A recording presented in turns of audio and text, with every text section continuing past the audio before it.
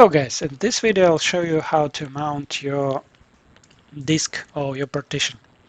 Imagine that you have several disks, like in my case I have 3. On this one I have a system, on this one I use for backup, and this is for Windows. Windows I try not to run at all. So for the Linux, let's say you have a partition, root partition, you have your home partition. In my case it's on the same disk, like I said, so disk 1, this one. And the disk 2 I use for the backup. And I need this disk to be mounted. Then when I reboot my Ubuntu, I can go and see it mounted so I can use it. Some people actually use another disk for the home partition, so it's up to you. In my case, I keep a bunch of photos here, so every time when I want to back up my first disk, and then I can restore my system really quickly from this snapshot that I did previously, like in 5 minutes. Of course, I don't want to restore something that is always the same, let's say a bunch of pictures that I keep here. Keep these pictures in here on separate disk. It could be for the backup, like I said, or for images, or for whatever you want. This is a 2 disk, and you want to mount disk 2. So how to do this? First of all, look at the disk itself. So we want to mount this disk. We go in there. This is the device.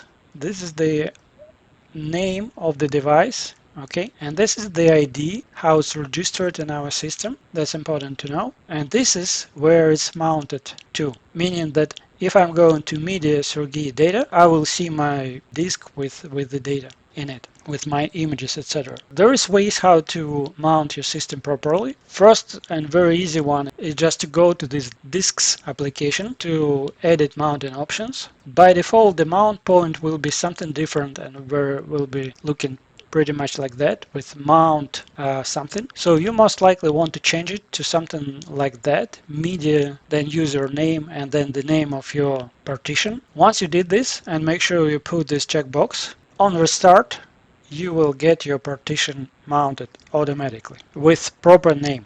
I'll show you. So in this case, look, in my case, this is my computer, then media, then my name, and this is data. So I'm going and look what I have inside. So I have my Synology drive, which is synced with this, with my photos and everything. I have my takeout that the photos that I took from Google, and it could be some like a backup stuff as well. So it's very easy to use, right? Because we have this name. Otherwise, if you go there by default, you see the name of the SSD is data, but by default it would not have that nice name like that.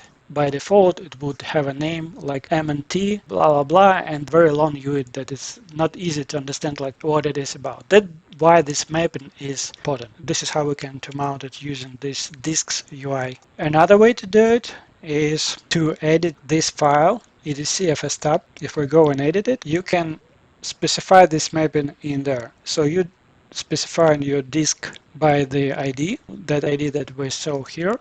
So you specify the ID of the disk itself, and then you specify in the media your name and the name of your disk or partition, the way you want it, right? And once you put this line in this FS tab, this is the guarantee that every time when you reboot your machine, this file will be applied and it will mount your disk on Bootstrap.